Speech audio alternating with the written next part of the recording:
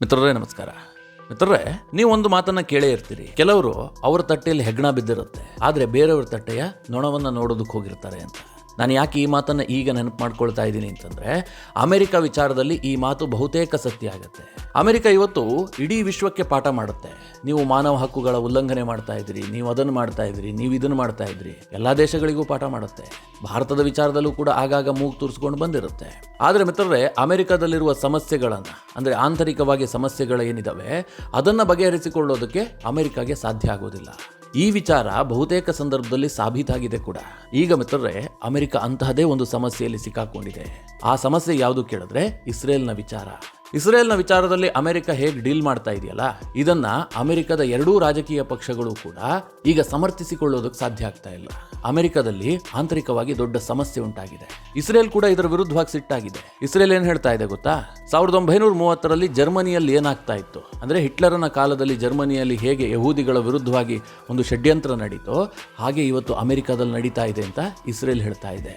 ಮಿತ್ರರೇ, ಬಹಳ ಇಂಟ್ರೆಸ್ಟಿಂಗ್ ವಿಚಾರ. ಅಮೆರಿಕದಲ್ಲಿ ದೊಡ್ಡ ಡೆವಲಪ್ಮೆಂಟ್ ಆಗಿದೆ. ಇದಕ್ಕೆ ಭಾರತ ಕೂಡ ರಿಯಾಕ್ಟ್ ಮಾಡಿದೆ. ಅದೇ ಇಂಟ್ರೆಸ್ಟಿಂಗ್ ವಿಚಾರ.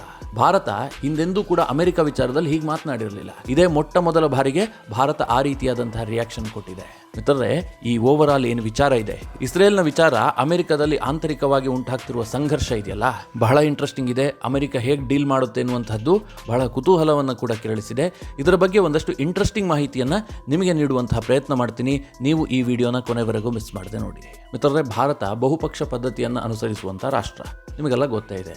ನಮ್ಮಲ್ಲಿ 10 ಪಕ್ಷಗಳಿದೆ, ಪ್ರಾದೇಶಿಕ ಪಕ್ಷಗಳಿದೆ, ರಾಷ್ಟ್ರವ್ಯಾಪಿ ಇರುವಂತಹ ಪಕ್ಷಗಳಿದ್ದಾವೆ. ನಮ್ಮಲ್ಲಿ ಯಾವುದಾದ್ರೂ ಒಂದು ಇನ್ಸಿಡೆಂಟ್ ಆದರೆ ಅದು ರಾಜಕೀಯ ಬಣ್ಣವನ್ನು ತೆಗೆದುಕೊಳ್ಳುತ್ತೆ. ಆ ಇನ್ಸಿಡೆಂಟ್ ಪರವಾಗಿ ಒಂದು 4 ರಾಜಕೀಯ ಪಕ್ಷಗಳು ನಿಂತರೆ ಅದರ ವಿರುದ್ಧವಾಗಿ ಒಂದು ನಿಲ್ಲುತ್ತೆ. ಈಗ ಉದಾಹರಣೆಗೆ ಹೇಳ್ತೀನಿ, ನೇಹಾ ಹತ್ಯೆ ಪ್ರಕರಣ. ಕಾಂಗ್ರೆಸ್ನ ಕಾರ್ಪೊರೇಟರ್ ಮಗಳು ಸತ್ತು ಹೋಗಿರುವಂತಹದ್ದು, ಆಕೆಯ ಕೊಲೆ ಆಗಿರುವಂತಹದ್ದು. ಕಾಂಗ್ರೆಸ್ ಏನ್ ಮಾಡ್ತಾ ಇದೆ? ಆ ನೇಹಾ ಫ್ಯಾಮಿಲಿ ಜೊತೆಗೆ ನಿಲ್ತಾ ಇಲ್ಲ. ಕಾರಣ ಏನು? ಕೊಲೆ ಮಾಡಿದಂಥವನು ಮುಸ್ಲಿಂ ಯುವಕ. ಮುಸ್ಲಿಮರು ನಮ್ಮ ದೊಡ್ಡ ವೋಟ್ ಬ್ಯಾಂಕ್. ಹೀಗಾಗಿ ನಾವು ಈ ವಿಚಾರದಲ್ಲಿ ನ್ಯೂಟ್ರಲ್ ಆಗಿರ್ತೀವಿ ಅಂತ ಕಾಂಗ್ರೆಸ್ ಒಂದು ಸ್ಟ್ಯಾಂಡ್ ಅನ್ನು ತೆಗೆದುಕೊಂಡಿದೆ. ಬಿಜೆಪಿ ಏನ್ ಮಾಡ್ತಾ ಇದೆ? ಇದು ಲವ್ ಜಿಹಾದ್ ಕೇಸು ಅಂತ ಹೇಳಿ, ಇದು ನಮ್ಮ ಇಂಟ್ರೆಸ್ಟಿನ ಪರವಾಗಿರುವಂತಹ ಕೇಸ್ ಅಂತ ಬಿಜೆಪಿ ಅವರ ಪರವಾಗಿ ನಿಂತ್ಕೊಂಡಿದೆ. ಇದು ಸರ್ವೇ ಸಾಮಾನ್ಯ. ನಾನು ಕೇವಲ ಉದಾಹರಣೆ ಕೊಟ್ಟಿರುವಂಥದ್ದು. ಆದ್ರೆ ಅಮೆರಿಕದಲ್ಲಿ ಈಗೊಂದು ವಿಚಾರ ಬಂದಿದೆಯಲ್ಲ, ಇದು ಎರಡೂ ರಾಜಕೀಯ ಪಕ್ಷಗಳು ಕೂಡ ಇದನ್ನು ಸಮರ್ಥಿಸಿಕೊಳ್ಳೋದಕ್ಕೆ ಸಾಧ್ಯ ಇಲ್ಲ. ಅಮೆರಿಕದ ಇಂಟ್ರೆಸ್ಟ್ಗೆ ವಿರುದ್ಧವಾಗಿದೆ. ಹೀಗಾಗಿ ಅಮೆರಿಕ ಇದನ್ನು ಹೇಗೆ ಡೀಲ್ ಮಾಡುತ್ತೆ ಅನ್ನುವಂಥದ್ದು ಜಗತ್ತಿಗೆ ಒಂದು ಕುತೂಹಲ ಆಗಿದೆ. ಮಿತ್ರರೇ, ನಿಮಗೆ ಅರ್ಥ ಆಗಿರ್ಲಿಕ್ಕಿಲ್ಲ, ನಾನು ಸ್ವಲ್ಪ ಡೀಟೇಲ್ ಆಗಿ ಹೇಳ್ತೀನಿ, ಅವಾಗ ಅರ್ಥ ಆಗುತ್ತೆ. ಈಗ ಅಮೆರಿಕದ ಯೂನಿವರ್ಸಿಟಿಗಳಲ್ಲಿ ದೊಡ್ಡ ಮಟ್ಟದಲ್ಲಿ ಪ್ರತಿಭಟನೆ ಆಗ್ತಾ ಇದೆ. ಪ್ರತಿಭಟನೆ ಅಂತಂದ್ರೆ ಅದೇನು ಸಣ್ಣ ಪುಟ್ಟ ಪ್ರತಿಭಟನೆಗಳಲ್ಲ. ಅಲ್ಲಿ ವಿದ್ಯಾರ್ಥಿನಿಯರನ್ನು ಕೂಡ ಮನಸ್ಸಿಗೆ ಬಂದಂತೆ ಥಳಿಸಿ ಬಂಧಿಸಲಾಗ್ತಾ ಇದೆ. ಅಮೆರಿಕದಲ್ಲಿ ಈಗ ಅಧಿಕಾರದಲ್ಲಿರುವಂಥದ್ದು ಯಾವ ಪಕ್ಷ? Democratic party. ಈ ಇನ್ಸಿಡೆಂಟ್ ಅನ್ನ ಅಲ್ಲಿರುವಂತಹ ರಿಪಬ್ಲಿಕನ್ ಪಕ್ಷ ಕೂಡ ವಿರೋಧಿಸುವ ಹಾಗಿಲ್ಲ. ಅಮೆರಿಕ ಸರ್ಕಾರ ಸರಿಯಾಗಿ ಮಾಡ್ತಾ ಇಲ್ಲ ಅಂತ ಹೇಳೋದಕ್ಕೆ ಸಾಧ್ಯ ಆಗ್ತಾ ಇಲ್ಲ. ಯಾಕಂದ್ರೆ ಅವರ ಇಂಟ್ರೆಸ್ಟ್ಗೂ ಕೂಡ ವಿರುದ್ಧವಾಗಿದೆ. ಹಾಗಾದ್ರೆ ಅಮೆರಿಕದಲ್ಲಿ ಪ್ರತಿಭಟನೆ ಆಗ್ತಿರೋದು ಯಾವ ವಿಚಾರಕ್ಕೆ ಕೇಳಿದ್ರೆ ಇಸ್ರೇಲ್ ವಿಚಾರಕ್ಕೆ. ಇಸ್ರೇಲ್ ವಿಚಾರದಲ್ಲಿ ಅಮೆರಿಕ ಕೈಗೊಂಡಿರುವಂತಹ ನಿರ್ಧಾರ ಸರಿ ಇಲ್ಲ. ಬೈಡನ್ ಸರ್ಕಾರ ನಿರ್ಧಾರ ಏನ್ ತೆಗೆದುಕೊಳ್ತಾ ಇದೆ, ಇದು ಸರಿಯಾಗಿಲ್ಲ. ಅಮೆರಿಕ ಗಾಜಾದಲ್ಲಿ ನರಮೇಧ ಮಾಡೋದಕ್ಕೆ ಹಣ ಕೊಡ್ತಾ ಇದೆ. ಇದನ್ನ ನಾವು ಒಪ್ಪೋದಕ್ಕೆ ಸಾಧ್ಯ ಇಲ್ಲ. ಹೀಗಂತ ಅಲ್ಲಿ ದೊಡ್ಡ ಮಟ್ಟದಲ್ಲಿ ಯುವಕರು ಪ್ರತಿಭಟನೆ ಮಾಡ್ತಾ ಇದ್ದಾರೆ. ಸಣ್ಣ ಪುಟ್ಟ ಪ್ರತಿಭಟನೆಗಳಲ್ಲ, ಯುವಕರು ದೊಡ್ಡ ಸಂಖ್ಯೆಯಲ್ಲಿ ಸೇರ್ತಾ ಇದ್ದಾರೆ, ಪ್ರತಿಭಟನೆ ಆಗ್ತಾ ಇದೆ. ಎಲ್ಲಾ ಯೂನಿವರ್ಸಿಟಿಗಳಿಗೂ ಕೂಡ ಇದು ಹರಡ್ತಾ ಇದೆ. ಯುವ ಸಮುದಾಯದಲ್ಲಿ ಒಂದು ಚಿಂತನೆ ಬೆಳೀತಾ ಇದೆ, ಅಮೆರಿಕ ಹೋಗ್ತಿರುವಂತಹ ದಾರಿ ಸರಿ ಇಲ್ಲ, ಅಮೆರಿಕ ಇಬ್ಬಗೆಯ ನೀತಿಯನ್ನು ಅನುಸರಿಸ್ತಾ ಇದೆ. ಇದಕ್ಕೆ ಕಾರಣವೂ ಕೂಡ ಇದೆ. ಅಮೆರಿಕ ಇತ್ತೀಚೆಗೆ $96 ಬಿಲಿಯನ್ ನೆರವನ್ನು ಘೋಷಣೆ ಮಾಡ್ತು. ಯಾರಿಗೆ? ಉಕ್ರೇನ್ ಮತ್ತು ಇಸ್ರೇಲ್ಗೆ. ಮಿತ್ರರೇ, ಅಲ್ಲಿನ ಯುವಕರು ಏನು ಹೇಳ್ತಾ ಇದ್ದಾರೆ?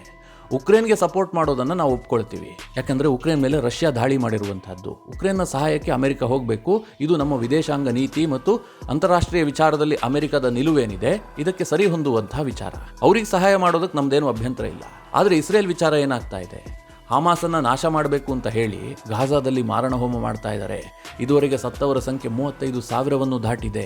ಇಂತಹ ಸಂದರ್ಭದಲ್ಲಿ ಅಮೆರಿಕ ಇಸ್ರೇಲ್ಗೆ ಸಪೋರ್ಟ್ ಮಾಡುತ್ತೆ. $95 ಬಿಲಿಯನ್ ನೆರವಿನಲ್ಲಿ ಇಸ್ರೇಲ್ಗೆ $26 ಬಿಲಿಯನ್ ಅನ್ನು ಅಮೆರಿಕ ಕೊಡ್ತಾ ಇದೆ. ಅಮೆರಿಕನ್ ಟ್ಯಾಕ್ಸ್ ಪೇಯರ್ಸ್ ಮನಿ ಇವತ್ತು ಯಾರದೋ ಪ್ರಾಣ ತೆಗೆಯೋದಕ್ಕೆ ಹೋಗ್ತಾ ಇದೆ. ಇದು ಅಮೆರಿಕಾಗೆ ಸರಿ ಹೊಂದೋದಿಲ್ಲ. ನಾವು ಯಾವುದೇ ಕಾರಣಕ್ಕೂ ಕೂಡ ಇಸ್ರೇಲ್ ಪರವಾಗಿಲ್ಲ ಅಂತ ಹೇಳಿ ಅಲ್ಲಿ ಪ್ರತಿಭಟನೆ ಆಗ್ತಾ ಇದೆ. ಅಮೆರಿಕ ಸರ್ಕಾರ ಏನೋ ಪ್ರತಿಭಟನೆ ಮಾಡ್ತಾ ಇದ್ದಾರೆ ಅಂತ ಸುಮ್ಮನೆ ಇರೋದಕ್ಕೆ ಸಾಧ್ಯ ಇಲ್ಲ. ಯಾಕೆಂದ್ರೆ ಇದು ಅಮೆರಿಕದ ನೀತಿಯ ವಿರುದ್ಧವಾಗಿದೆ. ಮಿತ್ರರೇ, ಅಮೆರಿಕ ಯಾವ ಸಂದಿಗ್ಧ ಸ್ಥಿತಿಯಲ್ಲಿದೆ ಅಂದ್ರೆ, ಇಸ್ರೇಲ್ ಏನೇ ಮಾಡಿದ್ರೂ ಕೂಡ ಅದನ್ನು ಸಮರ್ಥಿಸಿಕೊಳ್ಳಬೇಕು. ಅದು ಅಮೆರಿಕದ ನೀತಿ. ಯಾಕೆಂದ್ರೆ ಇಸ್ರೇಲ್ನ ಉದಯಕ್ಕೆ ಅಮೆರಿಕವೂ ಒಂದು ಕಾರಣ. ಇಸ್ರೇಲ್ಗೆ ಎಂಥ ಸಂಕಷ್ಟ ಬರಲಿ, ಏನೇ ಆದರೂ ಅಮೆರಿಕ ನಿಂತ್ಕೊಳ್ಳುತ್ತೆ. ಅದು ಅಮೆರಿಕದ ಪಾಲಿಸಿ. ಅಲ್ಲಿ ಡೆಮಾಕ್ರೆಟಿಕ್ ಪಕ್ಷವಾದರೂ ಅಧಿಕಾರಕ್ಕೆ ಬರಲಿ, ರಿಪಬ್ಲಿಕನ್ ಪಕ್ಷವಾದರೂ ಅಧಿಕಾರಕ್ಕೆ ಬರಲಿ, ಅವರ ನೀತಿಯಲ್ಲೇ ಅದು ಅಡಕವಾಗಿದೆ. ಅದನ್ನು ಬದಲಾಯಿಸೋದಕ್ಕೆ ಸಾಧ್ಯ ಇಲ್ಲ. ಈಗ ಇವ್ರ ಸರ್ಕಾರ ಬಂತು, ಇವ್ರದ್ದು ಲೆಫ್ಟ್ ಗೌರ್ಮೆಂಟು, ಇವರು ಇಸ್ರೇಲ್ಗೆ ಸಪೋರ್ಟ್ ಮಾಡೋದಿಲ್ಲ, ಪ್ಯಾಲೆಸ್ತೈನ್ಗೆ ಸಪೋರ್ಟ್ ಮಾಡ್ತಾರೆ ಅಂತೇನಿಲ್ಲ. ಅಥವಾ ಇವ್ರ ಸರ್ಕಾರ ಬಂತು, ಇವರು ರೈಟ್ ಗೌರ್ಮೆಂಟು, ಇವರು ಇಸ್ರೇಲ್ಗೆ ಸಪೋರ್ಟ್ ಮಾಡ್ತಾರೆ, ಪ್ಯಾಲೆಸ್ತೈನ್ಗೆ ಸಪೋರ್ಟ್ ಮಾಡೋದಿಲ್ಲ ಅಂತಿಲ್ಲ. ಎಲ್ಲರೂ ಸಪೋರ್ಟ್ ಮಾಡೋದು ಇಸ್ರೇಲ್ಗೆ. ಆದರೆ ಅಮೆರಿಕದ ಯುವಕರು ಹೇಳ್ತಾ ಇದ್ದಾರೆ ಈ ನೀತಿ ನಮಗೆ ಸರಿ ಹೊಂದೋದಿಲ್ಲ ಅಂತ. ಅಮೆರಿಕಕ್ಕೆ ದೊಡ್ಡ ಸಂಕಷ್ಟ ಎದುರಾಗಿದೆ. ಯಾಕೆಂದರೆ ಕೆಲವೇ ತಿಂಗಳಲ್ಲಿ ಎಲೆಕ್ಷನ್ ಕೂಡ ಇದೆ. ಅಲ್ಲಿ ಅಮೆರಿಕದ ಅಧ್ಯಕ್ಷೀಯ ಚುನಾವಣೆ ಬರ್ತಾ ಇದೆ. ಈಗ ಅಲ್ಲಿನ ಸರ್ಕಾರ ಇದನ್ನು ನಿಯಂತ್ರಣ ಮಾಡುವ ಸ್ಥಿತಿಯಲ್ಲಿಲ್ಲ. ಬಹಳ ಒಂದು ಸಂದಿಗ್ಧ ಸ್ಥಿತಿ. ಇಸ್ರೇಲ್ನ ಪ್ರಧಾನಿ ಬೆಂಜಮಿನ್ ನೆತನ್ಯಾಹು ಈ ಬಗ್ಗೆ ಪ್ರತಿಕ್ರಿಯೆ ನೀಡಿದ್ದಾರೆ. ಅಮೆರಿಕದಲ್ಲಿ ಬಹಳ ಅತ್ಯಂತ ಆಘಾತಕಾರಿಯಾದಂತಹ ಬೆಳವಣಿಗೆ ನಡೀತಾ ಇದೆ. ಇದನ್ನು ನಾವು ಬಹಳ ಸೂಕ್ಷ್ಮವಾಗಿ ಗಮನಿಸ್ತಾ ಇದ್ದೀವಿ. 1930ರ ದಶಕದಲ್ಲಿ ಜರ್ಮನಿಯಲ್ಲಿ ಏನಾಯಿತೋ ಅದೇ ಇವತ್ತು ಅಮೆರಿಕದಲ್ಲಿ ಆಗ್ತಾ ಇದೆ ಅಂತ ಒಂದು ಬಿಗ್ ಸ್ಟೇಟ್ಮೆಂಟ್ ಅನ್ನ ನೆತನ್ಯಾಹು ಕೊಟ್ಟಿದ್ದಾರೆ. ಯಾಕಂದ್ರೆ 1930ರ ದಶಕದಲ್ಲಿ ಜರ್ಮನಿಯಲ್ಲಿ ಹಿಟ್ಲರ್ ಈ ಯಹೂದಿಗಳ ವಿರುದ್ಧವಾಗಿ ಒಂದು ದೊಡ್ಡ ದ್ವೇಷ ಭಾವನೆಯನ್ನು ಬೆಳೆಸ್ಬಿಟ್ಟಿದ್ದ. ನಿಮಗೆಲ್ಲ ಗೊತ್ತೇ ಇದೆ. ಅದು ಮೊದಲು ಆರಂಭವಾಗಿದ್ದು ಯೂನಿವರ್ಸಿಟಿಗಳಲ್ಲಿ ವಿದ್ಯಾರ್ಥಿಗಳಿಗೆ ಒಂದು ವಿಚಾರವನ್ನು ಬಿತ್ತಲಾಯಿತು. ಯಹೂದಿಗಳಿಂದಾಗಿ ಮೊದಲನೇ ಮಹಾಯುದ್ಧದಲ್ಲಿ ನಾವು ಸೋತೋಗ್ಬಿಟ್ವಿ, ಅವರು ನಂಬಿಕೆಗೆ ಅರ್ಹರಲ್ಲ. ಯಹೂದಿಗಳು ಜರ್ಮನಿಯರ ವಿರುದ್ಧವಾಗಿದ್ದಂಥವರು, ಜರ್ಮನ್ನರು ತುಂಬಾ ಶ್ರೇಷ್ಠರು, ಯಹೂದಿಗಳು ಕನಿಷ್ಠರು ಅನ್ನುವಂತಹ ಭಾವನೆಯನ್ನು ಬೆಳೆಸಲಾಯಿತು. ಎಲ್ಲೆಲ್ಲಿಗೂ ಆ ವಿಚಾರವನ್ನು ಲಿಂಕ್ ಮಾಡಲಾಯಿತು. ವಿದ್ಯಾರ್ಥಿಗಳಲ್ಲಿ ಈ ಭಾವನೆ ಬೆಳೀತು. ಮಿತ್ರರೇ, ಈ ಯುವ ಸಮುದಾಯವನ್ನು ತಲೆ ಕೆಡಿಸ್ಬಿಟ್ರೆ ದೇಶ ಯಾವ ರೀತಿಯಾಗಿ ಬೇಕಾದ್ರೂ ದಿಕ್ಕು ತಪ್ಪುತ್ತೆ. ಇದಕ್ಕೆ ಹಿಟ್ಲರ್ ಉತ್ತಮ ಉದಾಹರಣೆ. ಆತ ಮಾಡಿದ್ದೇ ಅದನ್ನ. ಯೂನಿವರ್ಸಿಟಿಗಳಲ್ಲಿ ಮೊದಲಿಗೆ ಈ ವಿಚಾರಗಳನ್ನು ಹರಿಬಿಡಲಾಯಿತು. ವಿದ್ಯಾರ್ಥಿಗಳಿಗೆ ನಾವು ಶ್ರೇಷ್ಠರು, ನಾವು ಜರ್ಮನ್ನರೇ ಶ್ರೇಷ್ಠರು, ಯಹೂದಿಗಳು ಈ ದೇಶವನ್ನು ಹಾಳು ಮಾಡ್ತಾ ಇದ್ದಾರೆ ಎನ್ನುವ ಭಾವನೆ ಬೆಳೆದು ಬಿಡ್ತು. 1930ರ ದಶಕದಲ್ಲಿ ಆಗಿದ್ದಿದೆ. ಆನಂತರ ಏನೇನಾಯಿತು ಅಂತ ನಿಮಗೆಲ್ಲ ಗೊತ್ತು. ಯಹೂದಿಗಳನ್ನು ದೊಡ್ಡ ಮಟ್ಟದಲ್ಲಿ ಮಾರಣ ಹೋಮ ಮಾಡಲಾಯಿತು. ಅವರು ದಿಕ್ಕಾಪಾಲಾಗಿ ಹೋದ್ರು. ಅಳಿದುಳಿದವರು ಬಂದು ಈ ಪ್ಯಾಲೆಸ್ತೈನ್ ಭಾಗದಲ್ಲಿ ನೆಲೆಸೋದಕ್ಕೆ ಶುರು ಮಾಡಿದ್ರು. ಆನಂತರ ದೇಶ ನಿರ್ಮಾಣ ಆಗಿದ್ದು. ನಾನು ಆ ಹಿಸ್ಟ್ರಿಯನ್ನೆಲ್ಲ ಡೀಟೇಲ್ ಆಗಿ ಹೇಳೋದಕ್ಕೆ ಹೋಗೋದಿಲ್ಲ. ಈಗ ನೆತನ್ಯಾಹು ಹೇಳ್ತಾ ಇದ್ದಾರೆ ಅಮೆರಿಕದಲ್ಲಿ ಈ ರೀತಿಯಾಗಿ ಆಗ್ತಾ ಇದೆ. ಅಮೆರಿಕದಲ್ಲಿರುವಂತಹ ಯಹೂದಿ ಸ್ಟಾಫ್ಗಳ ಮೇಲೆ ಹಲ್ಲೆ ಆಗ್ತಾ ಇದೆ, ಯಹೂದಿ ವಿದ್ಯಾರ್ಥಿಗಳ ಮೇಲೆ ಹಲ್ಲೆ ಆಗ್ತಾ ಇದೆ. ಇದನ್ನು ಒಪ್ಕೊಳ್ಳೋದಕ್ಕೆ ಸಾಧ್ಯ ಇಲ್ಲ. ಅಮೆರಿಕ ಈ ವಿಚಾರದಲ್ಲಿ ಸೀರಿಯಸ್ ಆಗಿ ಪ್ರಯತ್ನ ಮಾಡಬೇಕು ಹೀಗಂತ ನೆತನ್ಯಾಹು ಹೇಳ್ತಾ ಇದ್ದಾರೆ. ಇದರಲ್ಲಿ ಏನು ದೊಡ್ಡ ವಿಚಾರ ಇದೆ? ಪ್ರತಿಭಟನೆ ಆಗೋ ಸಹಜ ಅಲ್ವಾ? ಪ್ರತಿಭಟನೆ ಆಗೋ ಸಹಜ. ಆದರೆ ಅಮೆರಿಕ ಇಡೀ ಊರಿಗೆಲ್ಲ ಪಾಠ ಮಾಡುತ್ತೆ. ಭಾರತದಲ್ಲಿ ಏನೋ ಪ್ರತಿಭಟನೆ ಆದರೆ, ಭಾರತದಲ್ಲಿ ಯಾವುದೋ ಇನ್ಸಿಡೆಂಟ್ ಆದರೆ ಅಮೆರಿಕ ಏನು ಹೇಳುತ್ತೆ? ನಾವು ಬಹಳ ಸೂಕ್ಷ್ಮವಾಗಿ ಗಮನಿಸ್ತಾ ಇದ್ದೀವಿ. ಅಲ್ಲಿ ಮಾನವ ಹಕ್ಕುಗಳ ಉಲ್ಲಂಘನೆ ಏನಾದರೂ ಆಗ್ತಾ ಇದೆಯಾ, ವಾಕ್ ಸ್ವಾತಂತ್ರ್ಯದ ಹರಣ ಏನಾದರೂ ಆಗ್ತಾ ಇದೆಯಾ, ನಾವು ಗಮನಿಸ್ತಾ ಇದ್ದೀವಿ ಅಂತ ಸ್ಟೇಟ್ಮೆಂಟ್ ಕೊಡುತ್ತೆ. ಇದು ಭಾರತದ ಆಂತರಿಕ ವಿಚಾರ, ಅಲ್ಲಿನ ಸರ್ಕಾರ ಸಮರ್ಥವಾಗಿದೆ, ಅದನ್ನು ಡೀಲ್ ಮಾಡುತ್ತೆ ಅಂತ ಅಮೆರಿಕ ಯಾವತ್ತೂ ಹೇಳೋದಿಲ್ಲ. ಅಮೆರಿಕ ಹೇಳೋದು ಬಹಳ ಸೂಕ್ಷ್ಮವಾಗಿ ಗಮನಿಸ್ತಾ ಇದ್ದೀವಿ, ಅಲ್ಲೇನಾದರೂ ಎಡವಟ್ಟಾದರೆ ನಾವು ಇಂಟರ್ಫಿಯರ್ ಆಗ್ತೀವಿ ಅನ್ನೋ ಅರ್ಥದಲ್ಲೇ ಮಾತನಾಡುವಂಥದ್ದು. ಒಂದು ರೀತಿಯ ಬಾಸಿಸಮ್ ಅಮೆರಿಕದ್ದು. ಈಗ ಅಮೆರಿಕ ಈ ಸಂಕಷ್ಟದಲ್ಲಿ ಸಿಕ್ಕಾಕೊಂಡಿದೆ. ಒಂದು ಕಡೆ ಅಮೆರಿಕ ಸರ್ಕಾರ ಇಸ್ರೇಲನ್ನು ಬೆಂಬಲಿಸುತ್ತೆ, ಆದರೆ ಅಲ್ಲಿನ ಯುವಕರು ಇದು ಬೇಡ ಅಂತ ಹೇಳ್ತಾ ಇದ್ದಾರೆ. ದೊಡ್ಡ ಮಟ್ಟದಲ್ಲಿ ಪ್ರತಿಭಟನೆ ಆಗ್ತಾ ಇದೆ. ಈಗ ಅಲ್ಲಿ ರಿಪಬ್ಲಿಕನ್ ಪಾರ್ಟಿ ಏನು ಹೇಳ್ತಾ ಇದೆ ಅಂದರೆ, ಡೊನಾಲ್ಡ್ ಟ್ರಂಪ್ ಅವರ ಪಾರ್ಟಿ ಏನು ಹೇಳ್ತಾ ಇದೆ ಕೇಳಿದ್ರೆ, ಈ ಇಡೀ ಇನ್ಸಿಡೆಂಟ್ ಹಿಂದೆ ಚೀನಾ ಇದೆ. ಚೈನಾ ಇದನ್ನೆಲ್ಲ ನಡೆಸ್ತಾ ಇರುವಂತದ್ದು. ಅಮೆರಿಕದ ಸೋಷಿಯಲ್ ಮೀಡಿಯಾವನ್ನ ಚೈನಾ ಹ್ಯಾಂಡಲ್ ಮಾಡ್ತಾ ಇದೆ. ಮುಖ್ಯವಾಗಿ ಅಮೆರಿಕದಲ್ಲಿ ಟಿಕ್ ಟಾಕ್ ನಂತಹ ಆ್ಯಪ್ಗಳಿಂದಾಗಿ ದೊಡ್ಡ ಮಟ್ಟದಲ್ಲಿ ಅಮೆರಿಕದ ನೀತಿಯ ವಿರುದ್ಧವಾದಂತಹ ವಿಚಾರಧಾರೆಗಳನ್ನು ಬಿತ್ತರಿಸಲಾಗ್ತಾ ಇದೆ. ಮಿತ್ರರೇ, ನಾನು ಹಿಂದೆ ಹಲವು ವಿಡಿಯೋ ಮಾಡಿ ನಿಮ್ಗೆ ಹೇಳಿದ್ದೆ ಟಿಕ್ ಟಾಕ್ ಅಮೆರಿಕಾಗೆ ಯಾವ ರೀತಿಯ ಸಮಸ್ಯೆಯನ್ನು ತಂದಿಟ್ಟಿದೆ ಅಂತ. ಅದೃಷ್ಟವಶಾತ್ ನಮ್ಮಲ್ಲಿ ಅದನ್ನು ಬ್ಯಾನ್ ಮಾಡಲಾಗಿದೆ. ಟಿಕ್ ಟಾಕ್ನಲ್ಲಿ ಎಂತಹ ವಿಡಿಯೋ ಬರುತ್ತೆ ಅಂತಂದ್ರೆ ಕಂಪ್ಲೀಟ್ ಆಗಿ ಪ್ಯಾಲೆಸ್ತೈನ್ ಮತ್ತು ಹಾಮಾಸ್ ಪರವಾದಂತಹ ವಿಡಿಯೋಗಳು. ಅಮೆರಿಕದಲ್ಲಿ ಅದು ಅವರ ನೀತಿಗೆ ವಿರುದ್ಧವಾಗಿದೆ. ಹಾಮಾಸ್ ಅನ್ನ ಯಾವತ್ತೂ ಕೂಡ ಅಮೆರಿಕ ಬೆಂಬಲಿಸೋದಿಲ್ಲ. ಆದರೆ ಅಲ್ಲಿನ ಯುವಕರಿಗೆ ಏನು ಅನ್ನಿಸೋದಕ್ಕೆ ಶುರುವಾಗಿದೆ? ಹಾಮಾಸ್ನ ಚಿಂತನೆಗಳು ಸರಿಯಾಗಿದೆ, ಅವರು ಸ್ವತಂತ್ರ ಹೋರಾಟ ಮಾಡ್ತಾ ಇದ್ದಾರೆ, ಅವರು ಸ್ವತಂತ್ರಕ್ಕಾಗಿ ಬಡಿದಾಡ್ತಾ ಇದ್ದಾರೆ ಎನ್ನುವ ರೀತಿಯಲ್ಲಿ ಯುವಕರಿಗೆ ಚಿಂತನೆಗಳು ಬೆಳೆದು ಹೋಗ್ಬಿಟ್ಟಿದೆ. ಹೀಗಾಗಿ ಅವರಿಗೆ ಅಮೆರಿಕ ಸರ್ಕಾರ ಸರಿ ಇಲ್ಲ ಅಂತ ಅನಿಸೋದಕ್ಕೆ ಶುರುವಾಗಿದೆ. ಈಗ ಡೊನಾಲ್ಡ್ ಟ್ರಂಪ್ ಅವರ ಪಾರ್ಟಿ ಅದನ್ನೇ ಹೇಳ್ತಾ ಇದೆ, ಈ ಇಡೀ ಪ್ರಕರಣದ ಹಿಂದೆ ಚೀನಾ ಇದೆ ಅಂತ. ವಾಲ್ ಸ್ಟ್ರೀಟ್ ಜರ್ನಲ್ನಲ್ಲಿ ಈ ಬಗ್ಗೆ ಲೇಖನ ಬಂದಿದೆ. ಅಮೆರಿಕದ ಯುವಕರೇನು ಈಗ ಪ್ರತಿಭಟನೆ ಹಾದಿ ಹಿಡಿದಿದ್ದಾರೆ, ಇದರ ಹಿಂದೆ ಈ ಉಗ್ರ ಸಂಘಟನೆಗಳಿದ್ದಾವೆ ಅಂತ ಅಲ್ಲಿನ ಪ್ರಮುಖ ನ್ಯೂಸ್ ಪತ್ರಿಕೆಯು ಕೂಡ ವರದಿ ಮಾಡಿದೆ. ಅಷ್ಟರ ಮಟ್ಟಿಗೆ ಅಮೆರಿಕ ಆಂತರಿಕವಾಗಿ ಸಂಘರ್ಷ ಎದುರಿಸ್ತಾ ಇದೆ.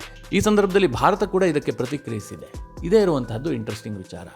ಭಾರತದ ವಿದೇಶಾಂಗ ಇಲಾಖೆಯ ವಕ್ತಾರರು ಈ ಬಗ್ಗೆ ಮಾತನಾಡುವಂಥ ಸಂದರ್ಭದಲ್ಲಿ ಅಮೆರಿಕದಲ್ಲಿ ಏನಾಗ್ತಾ ಇದೆ ಅನ್ನೋದನ್ನ ನಾವು ಬಹಳ ಸೂಕ್ಷ್ಮವಾಗಿ ಗಮನಿಸ್ತಾ ಇದ್ದೀವಿ. ಮಿತ್ರರೇ, ಭಾರತ ಹೇಳ್ತಾ ಇರುವಂಥದ್ದು, ಭಾರತ ಇಷ್ಟು ದಿನ ಏನು ಹೇಳ್ತಾ ಇತ್ತು ಬೇರೆ ದೇಶಗಳ ವಿಚಾರದಲ್ಲಿ, ಇದೆಲ್ಲ ಅವರ ಆಂತರಿಕ ವಿಚಾರ, ಅವರ ಸರ್ಕಾರ ಡೀಲ್ ಮಾಡುತ್ತೆ ಅಂತ ಭಾರತ ಹೇಳ್ತಾ ಇತ್ತು. ಈಗ ಭಾರತವು ಕೂಡ ಅಮೆರಿಕ ಸ್ಟೈಲ್ನಲ್ಲೇ ರಿಪ್ಲೈ ಕೊಟ್ಟಿದೆ. ನಾವು ಅದನ್ನು ಬಹಳ ಸೂಕ್ಷ್ಮವಾಗಿ ಗಮನಿಸ್ತಾ ಇದ್ದೀವಿ. ಈಗ ಒಂದು ವಿಚಾರ ಬಹಳ ಸ್ಪಷ್ಟವಾಗಿ ಗೊತ್ತಾಗುತ್ತೆ, ನಿಮ್ಮ ಮನೆಯ ಒಳಗೆ ಸಮಸ್ಯೆ ಬಂದಾಗ ನೀವು ಹೇಗೆ ಡೀಲ್ ಮಾಡ್ತೀರಿ ಅನ್ನೋದ್ರ ಮೇಲೆ ನಿಮ್ಮ ಸಾಮರ್ಥ್ಯ ನಿರ್ಧಾರ ಆಗುತ್ತೆ. ಹೀಗಾಗಿ ಅಮೆರಿಕದ ಸಾಮರ್ಥ್ಯವನ್ನು ಇಡೀ ವಿಶ್ವ ಈಗ ನಿರ್ಧರಿಸುತ್ತೆ ಅಂತ ಭಾರತ ರಿಪ್ಲೈ ಕೊಟ್ಟಿದೆ. ಮಿತ್ರರೇ, ಯೋಚನೆ ಮಾಡಿ ಅಮೆರಿಕಾಗೆ ಯಾವ ರೀತಿಯಾಗಿ ಭಾರತ ಟಾಂಟ್ ಕೊಟ್ಟಿದೆ ಅಂತ. ಇಷ್ಟು ದಿನ ಅಮೆರಿಕ ಬೇರೆಯವರ ಸಮಸ್ಯೆ ಬಗ್ಗೆ ಬುದ್ಧಿ ಹೇಳೋದಕ್ಕೆ ಹೋಗ್ತಾ ಇತ್ತು. ಅವರ ಆಂತರಿಕ ಸಮಸ್ಯೆ ಬಗ್ಗೆ ಅವರು ತಲೆ ಕೆಡಿಸ್ಕೊಳ್ತಾ ಇರಲಿಲ್ಲ.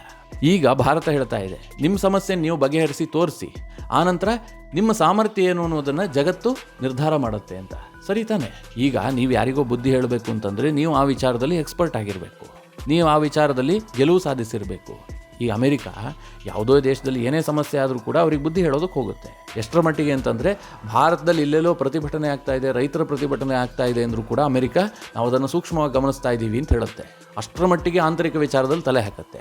ಈಗ ನಿಮ್ಮೊಳಗೆ ಸಮಸ್ಯೆ ಬಂದಿದೆ, ನೀವು ಅದನ್ನು ಬಗೆಹರಿಸಿ ತೋರಿಸಿ. ಅದರಲ್ಲಿ ಓವರಾಲ್ ಆಗಿ ಈ ವಿಚಾರ ಏನು ಕೇಳಿದ್ರೆ, freedom of speech, freedom of expression ಅಂತ ಹೇಳಿ ಅಮೆರಿಕ ಎಲ್ಲರಿಗೂ ಬುದ್ಧಿ ಹೇಳುತ್ತೆ. ಈಗ ಅವರು ಅದನ್ನು ಪ್ರತಿಭಟನೆ ಹತ್ತಿಕ್ಕೋದಕ್ಕೆ ಸಾಧ್ಯವಾ? ಎಷ್ಟೇ ದೊಡ್ಡ ಪ್ರತಿಭಟನೆ ಆದರೂ ಕೂಡ ಅದಕ್ಕೆ ಅಮೆರಿಕ ಅವಕಾಶ ಕೊಡಬೇಕು, ಅದು ಅವರ ನೀತಿ. ಹೀಗೆ ಅಮೆರಿಕ ಬಹಳ ಸಂಕಷ್ಟದ ದಿನಗಳನ್ನು ಎದುರಿಸ್ತಾ ಇದೆ. ಮಿತ್ರರೇ, ಈ ವಿಚಾರವಾಗಿ ನಿಮ್ಗೇನು ಅನಿಸುತ್ತೆ? ನಿಮ್ಮ ಅನಿಸಿಕೆ ಅಭಿಪ್ರಾಯವನ್ನು ಕಮೆಂಟ್ ಮಾಡುವ ಮೂಲಕ ನಮಗೆ ತಿಳಿಸಿ.